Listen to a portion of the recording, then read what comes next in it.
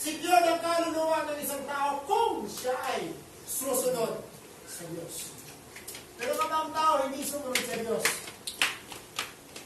I doubt na ang kanyang kaluluwa kung sa pagdating ng pag-uukog, kung siya ay okay. So requirements ito ng Diyos sa atin na para maging secure ang ating kaluluwa, dapat sumunod sa Diyos. Wala nang ibang masaya sa mundo ito kundi yung sundin mo ang gusto ng Diyos. Wala nang ibang masaya sa mundo ito. Kasi ang mga bagay sa mundo ito, pansamantala lang yan. Tignan niyo po, makabili po tayo ng cellphone. Tuntua tayo bago brand new, magalang na cellphone. Ano yun? Oppo. Magalang na cellphone yun. Nabili mo yan. Tuntua ka. Pag na-start yan, tapos na kaligayahan mo. Or di kaya, pag nasira, tapos na kaligayahan mo. Okay? Balik tayo. Pera. Nagkaroon ka ng 100,000 today. Maubos din yan after 2 days.